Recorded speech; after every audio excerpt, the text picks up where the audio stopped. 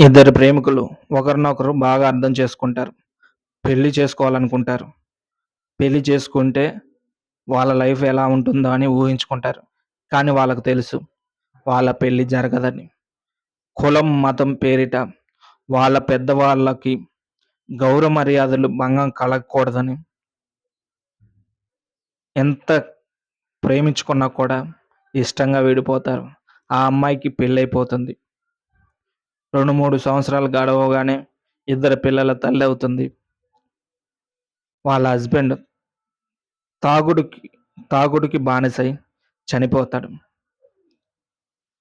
ఇలా చనిపోయిన తర్వాత ప్రేమికుడొచ్చి,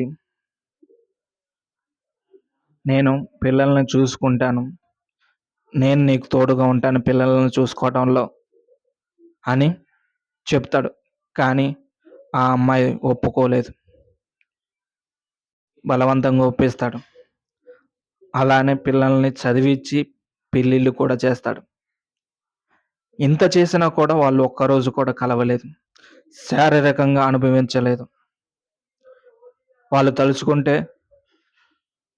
ఆ అమ్మాయి పెళ్ళికి ముందే కలవచ్చు. శారీరకంగా అనుభవించవచ్చు. కానీ వాళ్ళకి ఎప్పుడూ అలాంటి ఆలోచన రాలేదు. వాళ్ళు మానసికంగా ఎప్పుడో కలిసిపోయారు. ఇంక శారీరకంగా కలవాల్సిన అవసరం లేదు. వాళ్ళు మొగుడు పెళ్ళాలు కాకపోయినా ఒక బాధ్యత తీసుకోవటంలో ఒకరినొకరుకు ఒకరినొకరు తోడుగా ఉన్నారు. ఒకరినొకరు అర్థం చేసుకున్నారు. అందుకే పిల్లల్ని పెంచటం, పెళ్ళిళ్ళు చేయటంలో ఆ బాధ్యతలో వాళ్ళు తోడుగా ఉన్నారు. పెళ్లి చేయగలిగారు. ఇంత చేసినా కూడా ఊరి జనాలు, "అది చూసావా? కులం కాని కులవాడితో పడుకుంది. ఆ పడుకోని డబ్బులతోనే వాళ్ళ పిల్లల్ని పెళ్లి చేసింది, పోషించింది" అని ఊరంతా మాట్లాడుకునేలాగా చేశారు.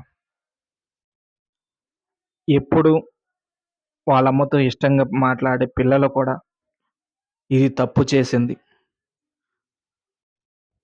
వాళ్ళకి తెలుసు వాళ్ళమ్మ తప్పు చేయదని. కానీ ఊరి జనాల మాటలతో విసిగిపోయిన ఆ పిల్లలు ఇది తప్పు చేసింది. ఆ పాపిష్టి సొమ్ముతోనే మనల్ని ఇంతవరకు తీసుకొచ్చింది, పెళ్ళిళ్ళు చేసింది. మన జీవితం మీద మనకి విరక్తి కలుగుతుందని వాళ్ళ తల్లి బాధపడేలాగా పిల్లలు చేశారు. ఆ ఊరి జనాలు చేశారు. అంత చేసినా అర్థం చేసుకోలేదని చాలా బాధపడ్డారు. ఆ అమ్మాయే కాదు, ఆళ్ళ ప్రేమికుడు కూడా బాధపడ్డాడు. ఇద్దరు కలిసి ఆ మాటలకి ఓర్చుకోలేక చివరికి చనిపోయారు. ఇద్దరు ప్రేమికుల మధ్య ఉండాల్సింది శారీరక బంధం కాదు, మానసిక సంతృప్తి. మానసిక సంతృప్తి ఉంటే శారీరక బంధంతో సంబంధం ఉండదు. ఇది చాలామంది అర్థం చేసుకోవాలి. అలా అర్థం చేసుకోకుండా ఎవరిని పడితే వాళ్ళని అక్రమ సంబంధాలు అంటగట్టి వాళ్ళ జీవితాలని నాశనం చేయకండి.